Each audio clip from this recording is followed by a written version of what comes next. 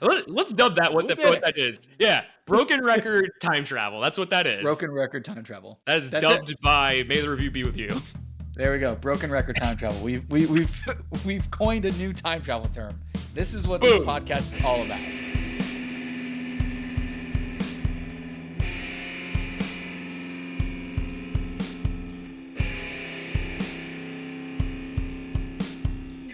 Hello and welcome to May the Review Be With You with Nick and Joe. I'm Joe. I'm Nick. And today we are continuing. It is our fourth entry into the time travel draft saga. Today we're reviewing Groundhog Day. How about that?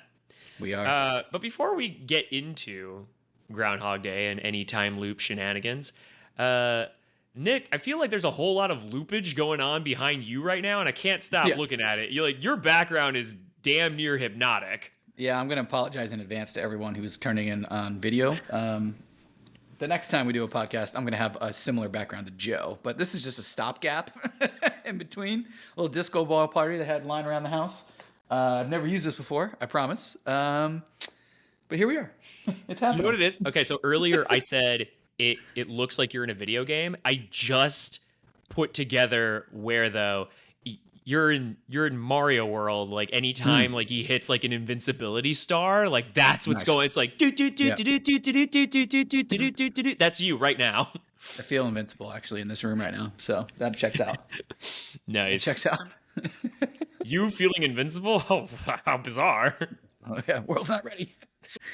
Anyway, we're talking about Groundhog Day. We're not talking about a lot of groundhogs though. Really, just one. We're talking about Phil, Punxsutawney Phil, but not even really about him a whole lot. He's barely in the movie. Yeah, not too much. But before we get too far into it, Joe, my friend, there's a summary that needs to be had, and it is 15 seconds, and it is your turn. Yeah. So for those of you who don't know, whenever we review a film, we take turns on giving a 15-second summary of that film. And Joe has the honor of it being his turn today. So it was his pick in the time travel draft for time travel romance, and it is his pick it is his turn to do a 15-second summary. So Joe, I'm going to count you down. When I say go, you begin. 3, 2, 1, go.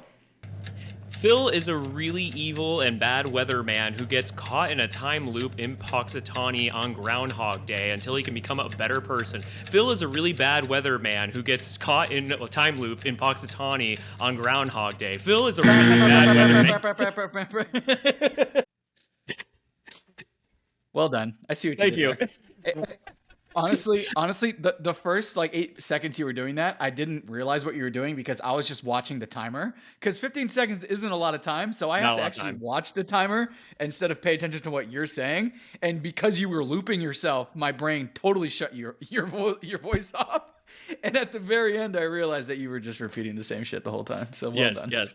I about 3 or 4 seconds into that, I got the idea, and I was like, okay, I'm gonna do that. And then once I was done with whatever the first iteration was, I was like, shit, what did I say again? I have to grade your summary, and you weren't. I mean, it's pretty damn good. Give me points for the creativity, man. I mean, I don't know, creativity, yeah. A-. A-. I'll take it. I'll take an A- on that one. Thank you, sir. That's I think for me, that's the best consecutive 15-second summaries I've gotten. I got yeah. Because what was it? What did I get an A+ on? About Time was About Time. Yeah, About Time. I got an A+, and you just gave me an A-. That's the only back-to-back A coverage I've ever gotten. But your summary kind of leads into this whole movie because really what you said, right, where Phil just spends a whole day in a town called, was it Punxsutawney? Punxsutawney, yeah. Punxsutawney, and lives the same day over and over again. That's the movie. That's a movie. That's it. And everything that happens on those days is obviously there's an iteration every day, but that's it.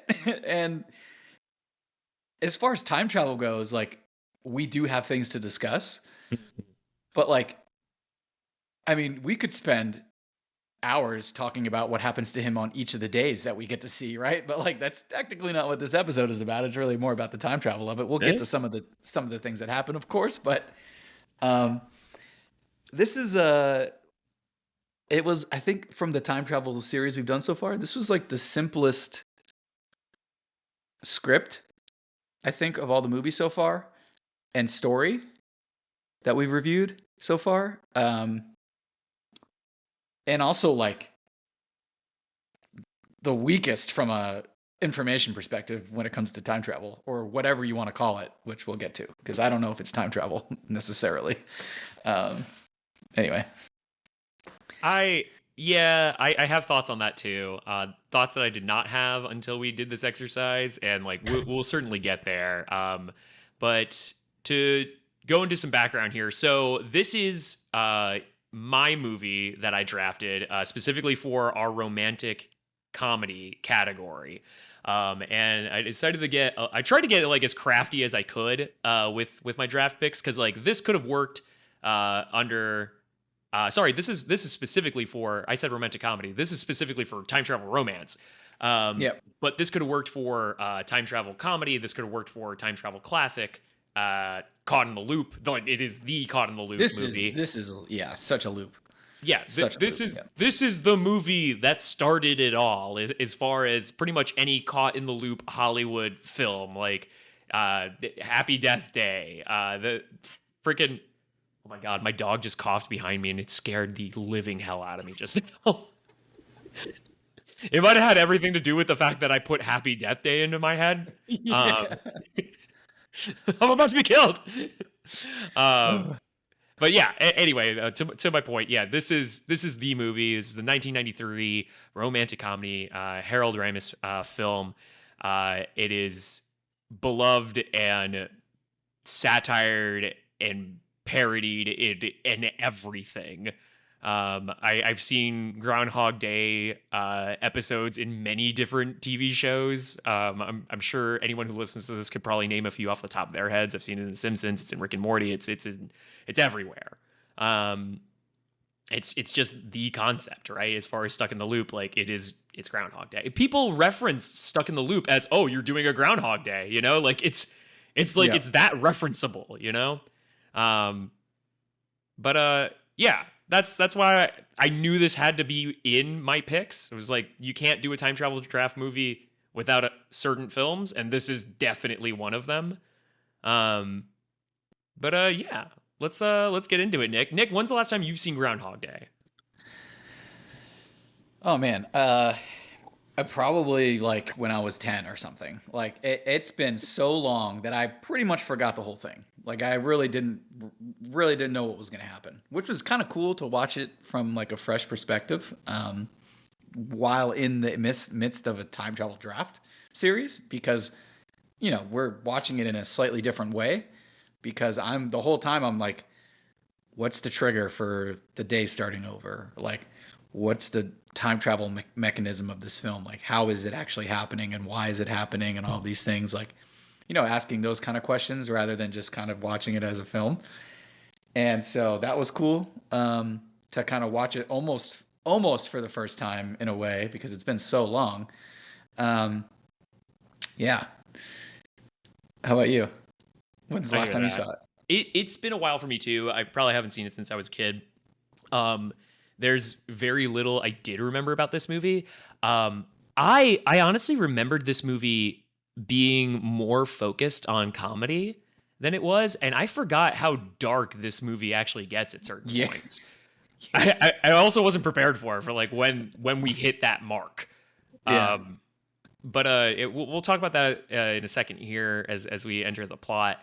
I do want to say that there is one part of this movie that I remembered vividly, and it was still just as funny watching it as an adult than when I was a kid.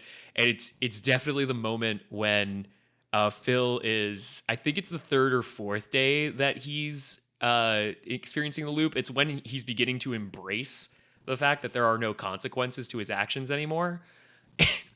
And it's when he sees the insurance agent Ned when he walks Oh, outside, and yeah. Ned's like, "Phil," he's like, "Ned," and just punches him in the face Yeah. immediately.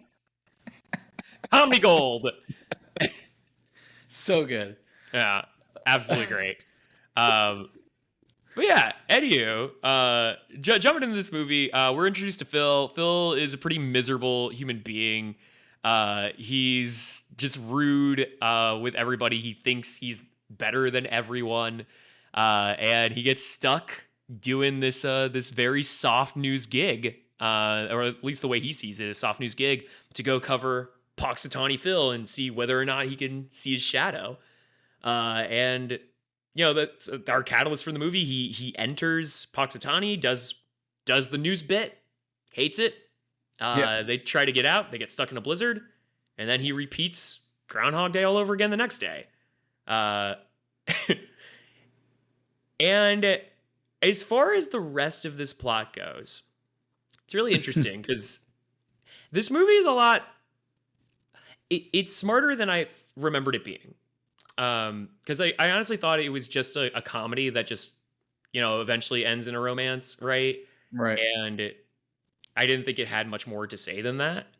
But it really explores how a person, the layers of a person in a situation like this, and like what they'll do. And one thing that I really enjoyed about this film in the way it's told is, with the exception of when Phil is told, well, if I was caught in a loop, I would do whatever I want because that would mean no consequences.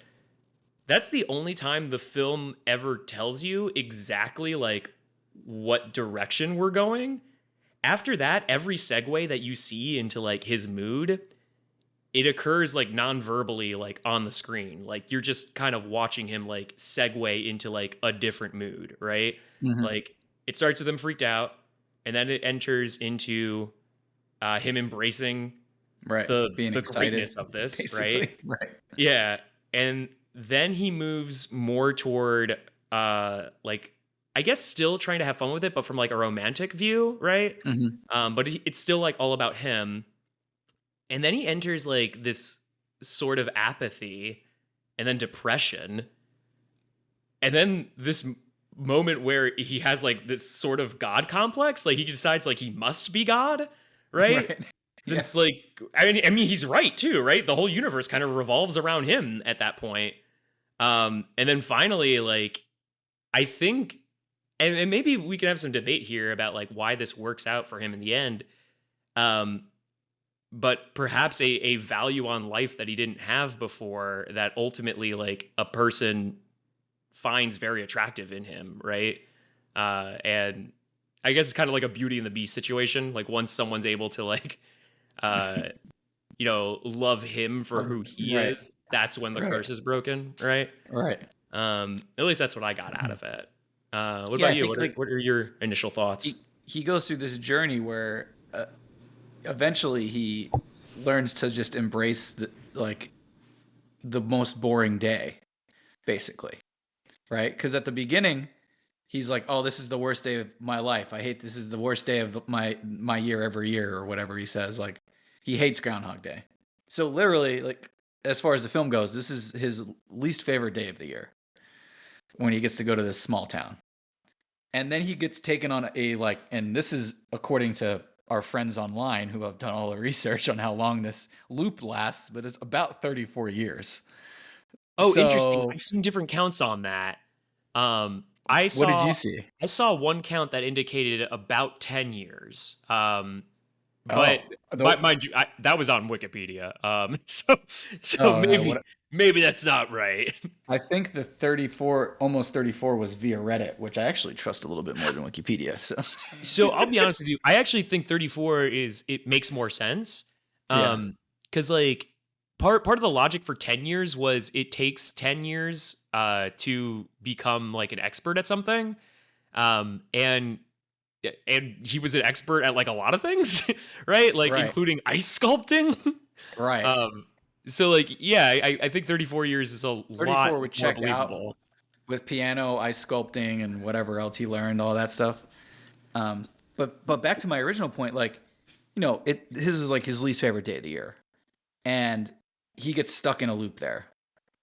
And I think the bigger lesson is just like you have to learn to find the beauty in the worst days too, right? And like those days can be fun and enjoyable.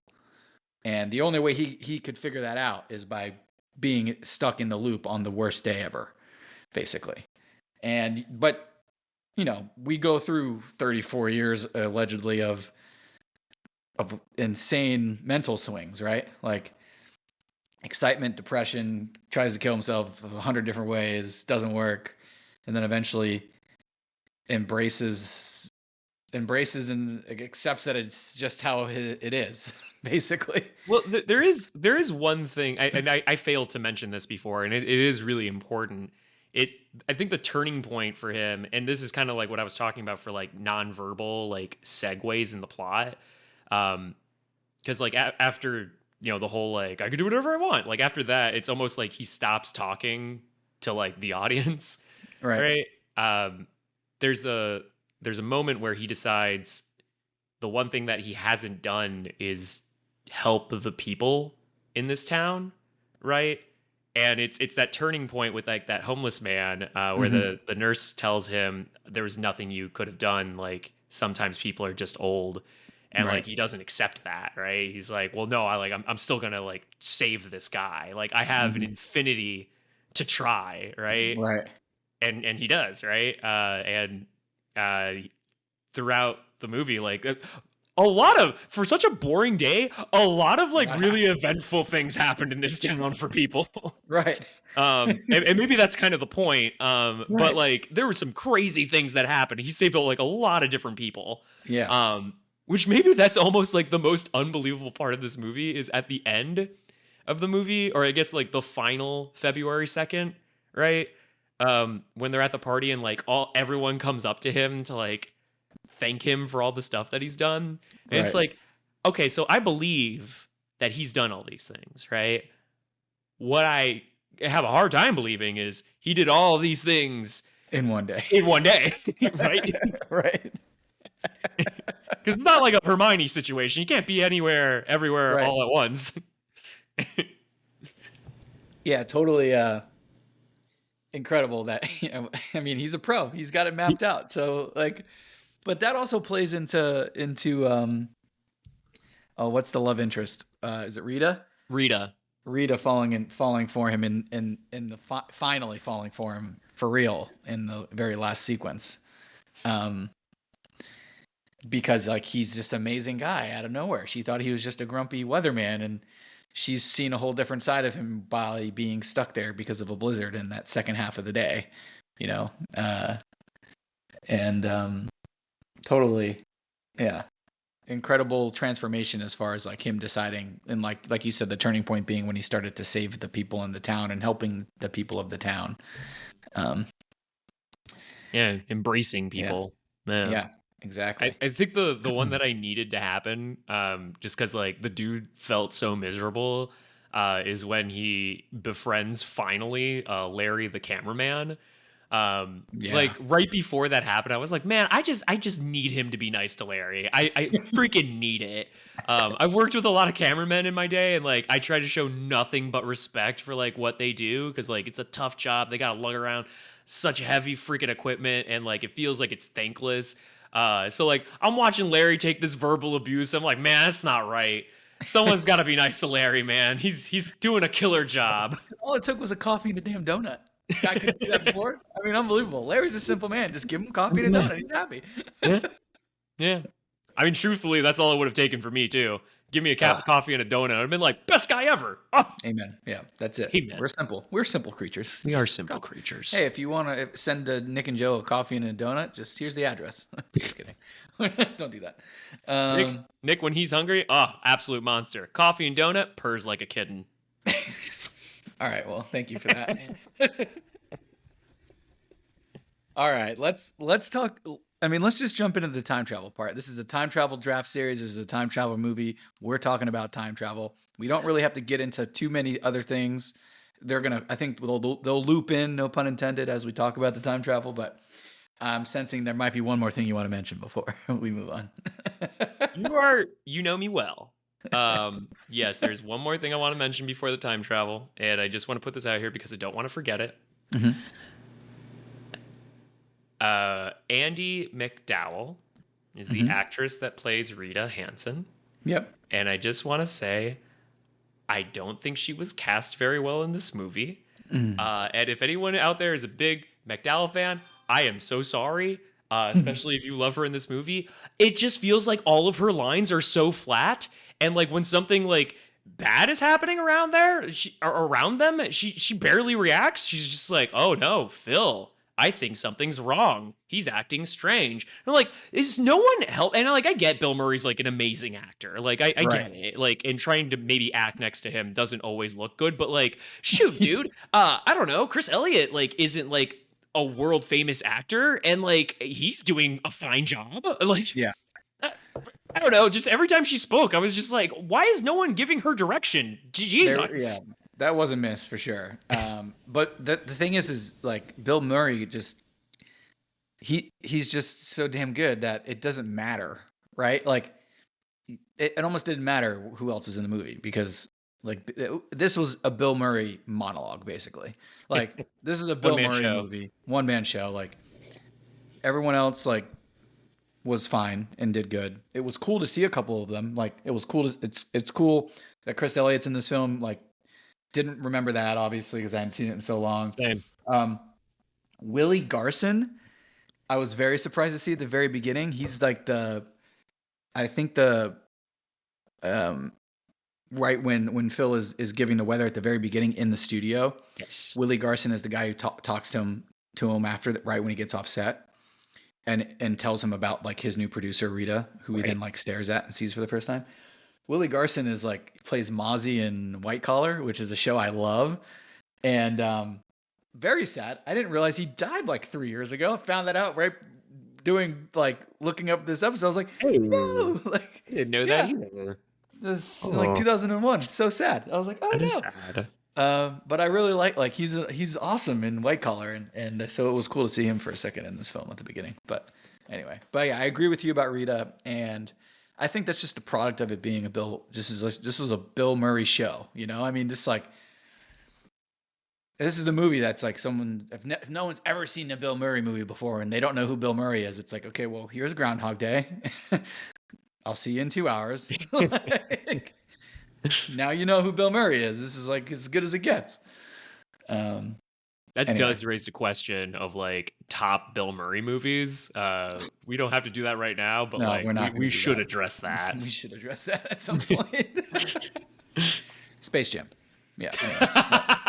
And for all of you who are like, what do you mean? That's a Michael Jordan movie. No. You know, it's a Michael Jordan movie.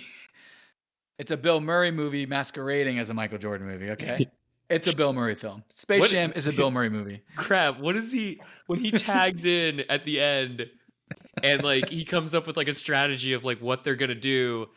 They say to him, they're like, no, that won't work because of this. And he's like, oh, I don't do that. Like what's the thing he doesn't do? I can't remember. You know what I'm talking about? I don't remember either. Damn it! This is a. It's like the best part of Bill Murray's like appearance. Like he like creates this elaborate plan, and they're like, "That's not what this is," and he's like, "Oh well, I don't do this." Like, damn it! I wish I could remember it. That is a wonderful cameo, though. I forgot about that. Yeah, so good. Anyway, yeah, we won't go down the Bill Murray movie rabbit hole at this time, but at this time, time travel. Let's get into time travel. I wrote down like halfway through this movie, I was like, time travel ? Or timeline hop. You know, because like it kind of goes back to our discussion about time. Yeah. And you also brought up the Rick and Morty situation. Right. It's like, is he actually like starting his day over, or does everything that happens at the end of the day like maybe kill him, and then he wakes up again in a different timeline? Somehow he's timeline hopping, because like, and the reason I thought about this is because like, the first couple times he resets his day, the last thing he does basically before he is take a cold shower, and he's always scared when the water gets turned on. Or it's too, right, I think it's cold, right? Because the Yeah, heater's not it's working. too cold. Yeah, It's too the heat's cold. And not working. I'm like, this guy's definitely having a heart attack every time the water hits him.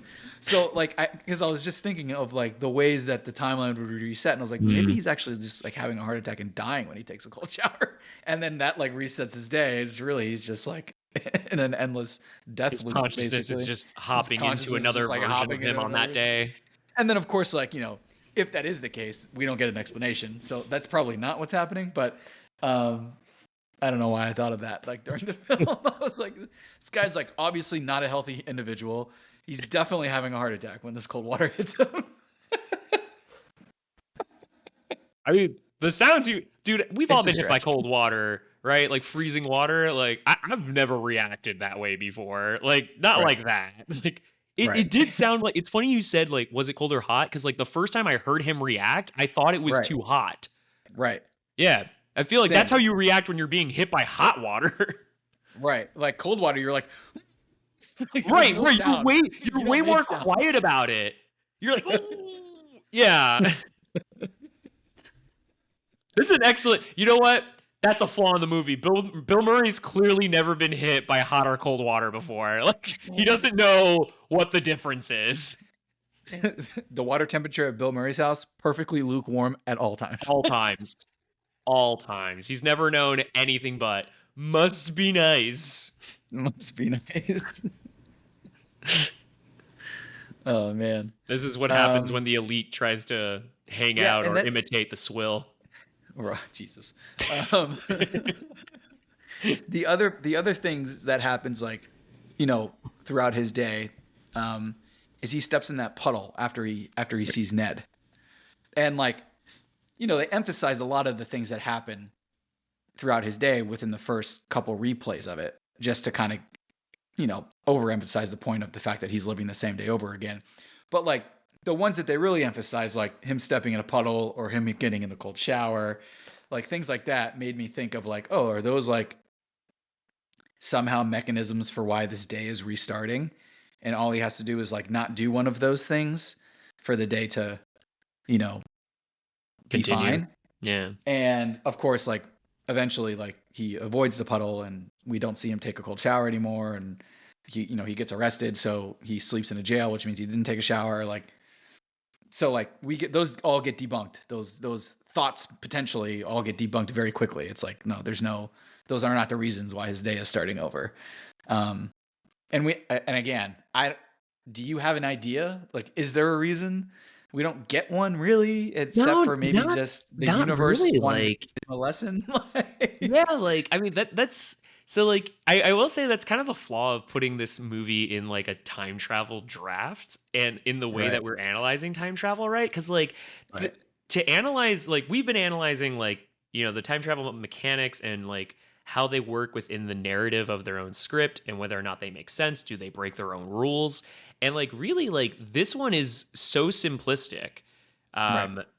That like there's really not anything to analyze, and like the movie itself doesn't really give you anything except the fact that it's happening, right? Right. Like there's really no rhyme or reason for why it begins, because like I mean let's be honest, like this isn't the first day Phil's been an asshole. Like he's been an Right. asshole his entire life. So like Right. why it starts on Groundhog Day, on this particular Groundhog Day, like it's not clear. Maybe you just talked too much shit that day. I don't know. The Maybe only Phil. thing, Sorry, go yeah. ahead. Sorry. The only thing I can think of and why it's that day specifically is because it's the first day that he gets to work with his new producer. And when he sees her for the first time in the studio, there is like a brief moment where it feels like he's like infatuated by her for a second before he goes back to being pissed off that he has to go to Groundhog Day. And then of course the very next scene is basically them arriving in the town, Punxsutawney. and then going to sleep, waking up, and then Groundhog Day. And so the only thing I can think of is it's just like the universe being like, you're in love with her, you don't know it yet, but you don't deserve her now either. and it's going to take you 34 years to figure it out. And basically the universe is like, you guys can be, this is the one, but you need to grow up a lot before you can deserve her. And then for whatever reason, the universe thinks that he does deserve that after putting in 34 years of work. So he ends up repeating the same day forever, basically. And then He learned to love himself. he learns to figure it out. Like, that's the only thing I can think of, right? Like, but that's really the only explanation because there isn't another explanation. It's like, it has to be a universal consciousness explanation. I will There's say nothing that else. that is something I think I actually really love about this movie is that it does kind of leave a lot to thought to your Right. own like speculation, right? The movie doesn't tell you like a lot about like what is happening or why it's happening. Like for example, like what you said earlier about like people trying to determine how much time has gone by. Um, the movie itself, like if you're looking at it, it's really ambiguous, right? Like you know Yeah, it's been a long time, but like for you sure. have no concept of really how long he's been there. To the point of where he knows the day so well, he decides that he is God. Mhm. Which I actually really love that development because like yeah, why wouldn't you think that? Like you are at that point. Like you Right. have knowledge and power over all these Yeah. people. At that moment, you are, yeah, exactly. 1,000%. He was God for 34 years on that specific day in that specific At town. one specific day. That's it. Like, it's hilarious. It's crazy.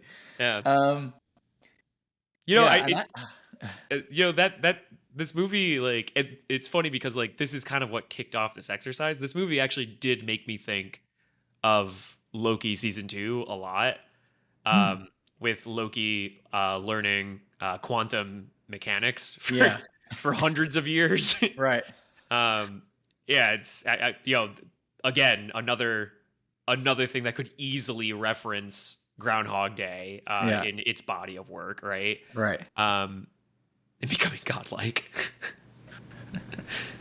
Well, but that's what's so, but I think that's another lesson for the film too, right? It's like, if you had all the time in the world, what would you do? Mhm. What would you want to learn? You know, and for him, it was piano and ice sculpting, and you know, which I mean, granted, there were limited things in the town as well, right? Like he didn't Right. have He didn't have the a lot internet. of options to like maybe learn other things. The internet wasn't really a thing yet, so um, Did he learn French? but he learned some French. I don't know if he learned Some a French. lot of French. We Yeah. know he says a couple lines of French. Mm. Um, yeah, like amazing Yeah. stuff. Like really cool. Um, yeah, but yeah, from a time travel perspective, very simple, no explanations. Yeah, and then and basically, you know, them falling for each other, you know, for real, not by him doing the day over so many times that he knew exactly what to say. Them falling for each other for real ended the loop basically, and her staying over ended the loop. With Um, you know, in that regard, this is something that kept like occurring to me. Did you ever find it like a little telling about this woman's sanity that that she would like fall for him so quickly? Like, because like we get it, right? Like we understand like why he might be into her. He's had infinite time to right. get to know her, but like for her, it's like a few hours, Yeah. and Right. she's like head over heels in some cases. Yeah, it's I don't know. It's a little hard to like analyze too deeply because you know it's like I don't know if you had infinite time to be able to say the right thing. Like in theory, you could make it work, right? Yeah, no, it's true. Yeah, So like it's yeah, Shakespeare's monkey thing, right? Like yeah, if you put you know a bunch of monkeys in a room with a typewriter and you gave them an infinite amount of time, eventually they'll write Shakespeare, right? Like yeah, that's basically what it very was. right. Yeah. So yeah, I think that in that regard, it's totally plausible. But yeah, Do you as far as like his I guess like the because we agree like the mechanic like isn't really a mechanic, right? Like right there isn't. There's no time travel mechanic. There's no concept of time travel. It's right. It's almost well, like See, I feel mixed on saying that because, like, on the one hand, like, Well, but also he can't be time traveling because he's waking up in the same place he went to sleep. So if wait, he what do was you mean? like if he was time traveling when he would go back in time, there would be two of them. Would there not? I mean, it depends, right? Like, because so in the idea that you're talking about, like, he would be coming back to the same point that he was, right? So that's like one way that the mechanic of this would work, right? But I don't think that's what's happening. Like, what's happening is like the day resets, Right. right? So it's not really like he himself is going back in time. It's more like Okay. the simulation that he's in Right. It just stops ends. and he Yeah. restarts over here, Like the right? Because, world like, blows up and it restarts on the day before, basically. right, because, like, the Yeah. perfect example is the Yeah. pencil, right, that he tests, right? He breaks the pencil, puts it next to the bed. The next day, it's not where he left it, and it's fixed, right? Right. Or it's not Yeah. fixed. It's just never been broken. Right. Yeah. So I I mean, I would say his consciousness is, right? Like, his consciousness keeps, because, like, he can die, right? So his body, this is actually a great point, Nick, from what you brought up. His body is not time traveling. We know that that's probably true, unless, Right. like, his body is also resetting, but that doesn't seem realistic because his mind doesn't reset. Yeah, it's got his consciousness has to be going back to the day before because he's Right. killed himself gruesome way. So you're right. His body's not time traveling. So he physically is not time traveling. Yes. Yeah. So this is more of So like it's a Desmond Hume from Lost situation where oh his my god. consciousness is traveling back.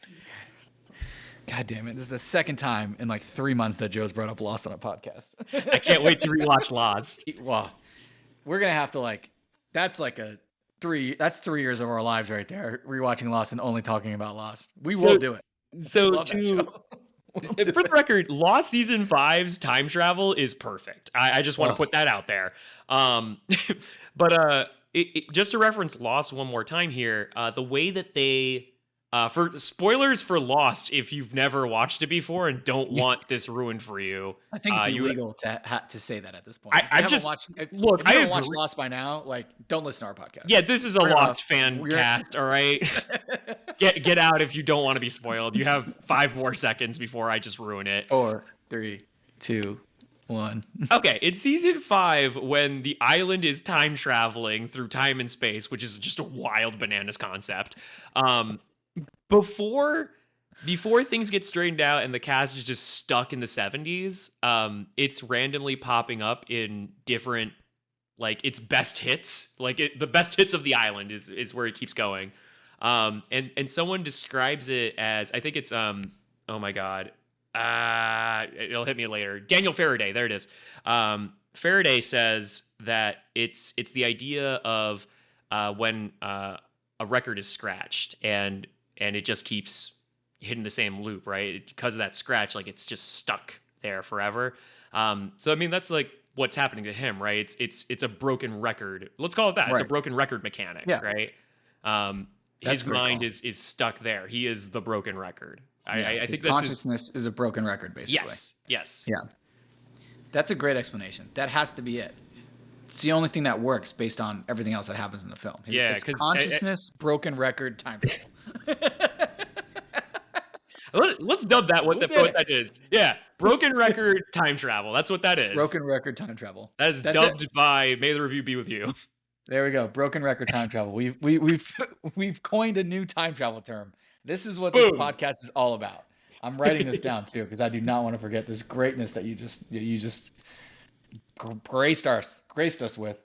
Broken record, time travel. Broken record Fantastic. time travel. Because as you Groundhog pointed Day. out, like, nothing physically ever changes for him after the day resets. So it's Right. got to be a mental thing. 100% mental. Yeah. It's the only explanation that works. Mm-hmm. Yeah, even like the timeline hopping doesn't work because he kills himself a bunch of gruesome ways, so he can't take his body with him. Sometimes, right? Sometimes, That's right. and So, that's not right. always what resets it, right? It's just Right. anytime his mind loses consciousness. Right. Yeah. Yeah. Interesting. that's it. We figured it out. We cracked the code, man. We cracked the code. But as to like why it starts, I don't know. Punxsutawney Phil cursed him. I don't know. Yeah, Dude, I will say that the hardest part of this movie for me to watch is when he jacks the truck with Phil, like Punxsutawney, like Groundhog Phil, and like he's gonna kill himself and the groundhog, and the groundhog's like the stupidest kid. I've never seen a groundhog before. That's a cute animal. And like the idea that like he's just gonna send them both careening over the edge into a fiery explosion. That was the most ridiculous scene when the truck goes over the over the gap and just like explodes. And then what's his name? The camera guy? Larry. Larry. Before it explodes, he's like, "Oh, well, maybe they're okay." And then, whoa! It reminded me of at the end of Ragnarok when they're on the ship leaving Asgard when it's being destroyed, and what the hell's his name? Korg. So fucking mad. I'm so mad. I couldn't remember that. I didn't know Taika did that. Yeah, it's Taika. That's a cool thing. Yeah. Anyway, Korg. So at the end of Ragnarok, when they're on the ship, like leaving because it's being, Asgard's being destroyed, and then like there's like a big explosion or whatever, and then Korg's just like, "Well, that's not so bad.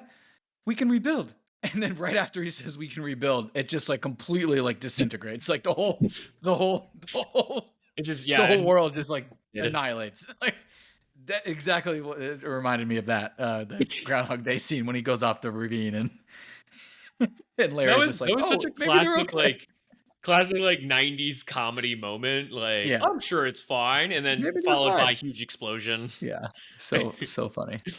So ridiculous. That is the most surreal moment of the entire movie. Like that they have that reaction. Like, oh, maybe he's fine. But like, it was really brilliant though. Like the stages of him, right? From like shock to excitement to like grief to depression, killing himself, then to, well, I'll make the most of it and learn all these other things that'll be really fun. And then, well, let me help out the people because they're actually really nice people. I've been here for so long. I got to know them. I need to help them. And then finally falls in love and then gets out of the loop. Like, yeah. And then he wants to live there.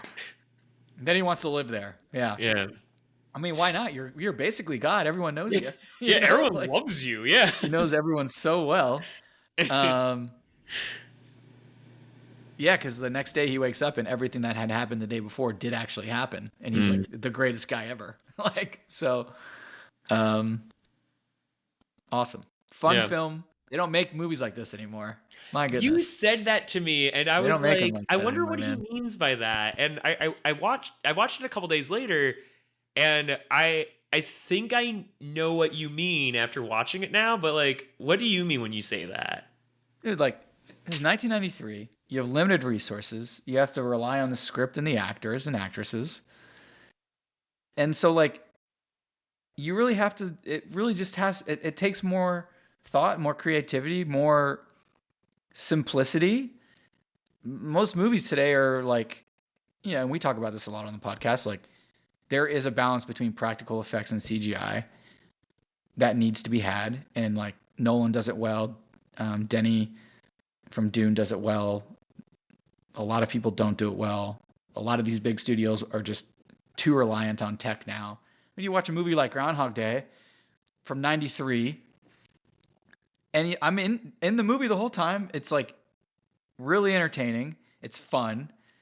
And like, it doesn't take itself too seriously, obviously, because of the kind of movie that it is. But like, it's just like, it's a solid film. And there's no like crazy, the craziest like thing that was like maybe a little bit overdone, like added to, was the explosion with the car we were just talking about. But that they probably actually did that with practical effects because it was 93. So like on a smaller scale, like it might not have been an actual like real size truck. It might have been like a smaller scaled version with just like, camera work. Most likely is how they did that. But it looks great. I'm pretty sure it was. You know what I mean? But it looks good. Yeah. You know, you Like, could tell a little bit that it's like, okay, they definitely shot this on like a different scale. mhm. You know, you could tell, but like it didn't ruin it. You know, it's No, like and that's what, like, you have to, like, look at that with, like, skeptical eyes, right? right, Like, right, and if you're not, like, it's gonna look perfectly fine. yeah. And so they just don't make them like that. You know, it's like, and the other movie that comes to mind that I watched recently that I had the same thought was like something like a Rush Hour. You know, like Rush Hour 1, Rush Hour 2. Like those are just like comedies that have like fun scripts, and they don't make movies like that like a lot anymore. It's just tough, you know. Yeah. I don't know. That's just When what I think. I guess. so I watched the movie with that text in mind that they don't make movies like this anymore. Which, by the way, I love that you said that because, like, I felt like there was just such a whimsy to that thought, right? Like, this was film, right? Right. This is um, cinema. yeah. This is rom com. But I think I got what you meant. Like, after I saw it, I was like, this entire movie, it's such a simple idea, and like the only way it works is if you have an actor who's able to like carry it on their Yeah, back, right? 100%. And Bill Murray was that guy, and Yeah. he's the guy that can play the asshole, right, Hmm. believably, and then like a lovable protagonist by the time you Yep. get to the end. Yep. I was just watching another movie the other day, Ricky Stenicki, um, in which Zac Efron, who I think is a wonderfully charismatic actor, is miscast in this movie because the actor that he's supposed to, or the character he's supposed to play, has like no charisma. It was a weird choice to put someone who has a ton of charisma as a character who has zero. Yeah. Um, I don't know. It was weird. Um, anyway, Anyway. thoughts on Ricky Stenicki, different cast. Right. But yeah, it was neat to have a one man show, like you Yeah. said earlier, right? Like, honestly, it could have been nobody else in this movie, and honestly, I probably would have been just as entertained. Right. It's a movie that just solely relies on the main character's Yeah. performance, and it was great. Absolutely. Yeah. Let's do scores. Let's do scores. All right, so we grade our time travel movies a bit differently. We judge them in 3 different categories. The scores being out of 5, so a perfect score would be 15. The first category that we judge in is overall narrative. So out of 5, Nick, what do you give the overall narrative? Overall narrative, 4.2. Fun film. Enjoyed it. You know, pretty simple premise and script and yeah, 4.2. Solid film. 4.2. Holds up still from even though it's an older movie from 93. Yeah. I think I'm going to go a little bit higher. I think the story is really simple, but there's a brilliance to its simplicity, right? That I think is like really well thought out. Especially like that character journey, right? I really enjoy like how believable it feels, like someone going through this, and like all the different like phases that we get to observe from him. The one that we didn't talk about was like the brief moment of insanity that he seems to have. That's honestly pretty creepy. When he's trying to force a relationship with Rita, Oh yeah. right? And he's just Yeah. trying to say all the things that he knows works as fast as he Right. can. Yeah, Yeah. like that part felt really like a horror Yeah. movie. Yeah, that was awkward. That was Yeah, super awkward. Yeah. it's amazing like how often the mood of the movie changes. Yeah. But yeah, overall for the story, I really do enjoy it. Maybe the only part that's a little bit unbelievable in this very surreal story is like toward the end, that like he could just do all of this in one day, right? Right. But I guess if you're a pro, You're a pro. um, so I think I'm gonna give it. I think I'm gonna go with a 4.6 here. I'm gonna go 4.6. All right. Our second category is we judge the time travel mechanic. This is going to be a weird one to judge. And judge it, Well, Nick, judge it in any way you feel is appropriate here. so we have decided that it's broken record time travel through consciousness because we're time travel experts, clearly. Obviously. This film gives no explanation for how this is happening. So this is a very low score, 2.3 for time travel. It's because there's no explanations at all, and we kind of have to make them up on our own. And I think from how we've been grading everything previously, it's about the explanations that were given within the film. And since we really don't get any here, I just low score for me. So I don't disagree with anything you said. So the mechanic works for the sake of the film, right? Right. It's very simple. All that needs to happen is that he goes back in time. I think as far as like mechanics work, it's a very boring time travel mechanic. And maybe I only feel that way just because like this has been done so many times since this movie has come out, right? Right. That there are just so many more interesting and engaging ways to explore time travel. So maybe it's not fair for me to feel that this is a boring time travel idea, but like it is. There certainly were time travel stories before this movie came out that had time travel mechanics that are way more interesting. Yeah. So I'm probably not going to give a very high score for this either. I am going to be higher than you. I'm just going to go right down the middle. It's a 2.5, half. Okay. I'm just going half. What it does well. It just happens to not be very exciting. You know? Sounds like a plan. Okay, and finally, how did this movie do in the category it was drafted into? And just as a reminder, this movie, Groundhog Day, was drafted into the category of time travel and romance. It fits in the category very well. The only thing it has going against it is that it's such a good stuck in a loop movie that I almost like that it makes me feel like it was misdrafted.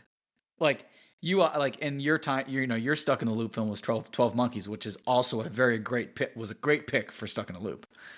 This would have also been a great pick for Stuck in a Loop, and this might be the Stuck in a Loop of all Stuck in a Loop movies, and that's all I kept thinking about during it, although there is a romance involved, and it does fit in that category as well. So because of that, I'm going to give it a 4.4 out of 5 for how well it fits in the category, because I was thinking about how good it could have been for a Stuck in a Loop film because of obvious reasons. This is fair criteria. After all, we do have to judge it against the category that it could have worked in best. So yeah, like I said, I wanted to get creative with how I chose some of these. And this could have worked in a lot of different categories. Stuck in the Loop, obviously, is probably the one it could have worked in best. I just felt like 12 Monkeys, like that worked very well there, right? Yeah. I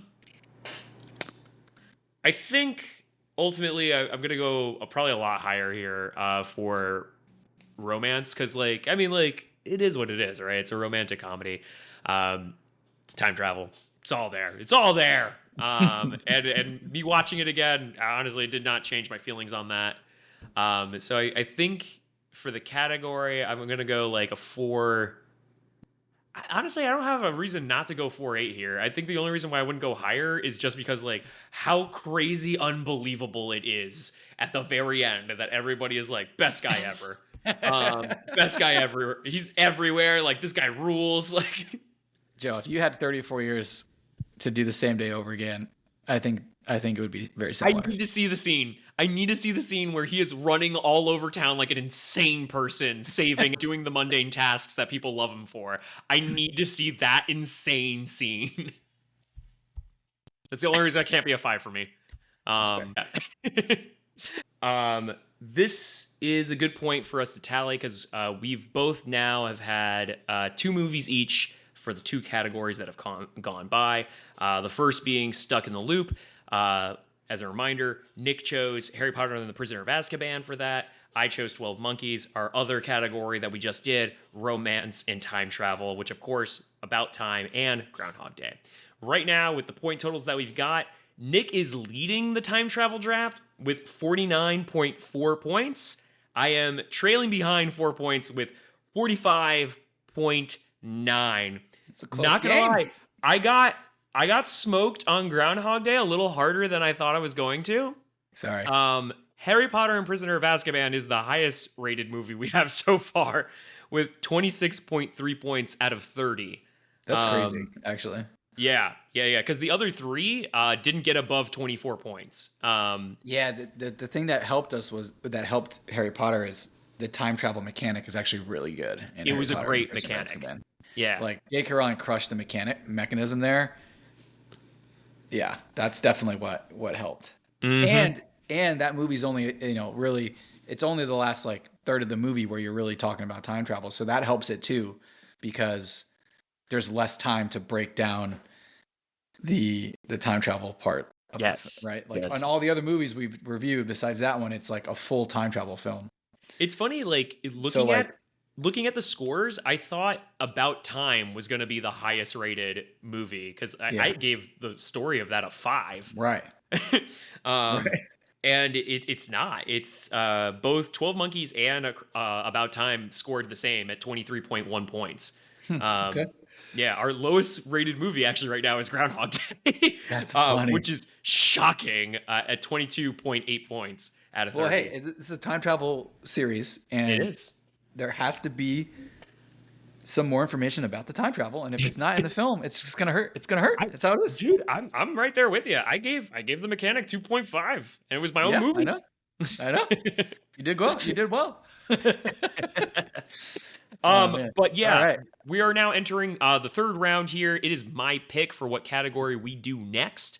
And just as a reminder, categories that we have left: classic time travel, comedy and time travel, superhero time travel movies, surprise time travel movies, and if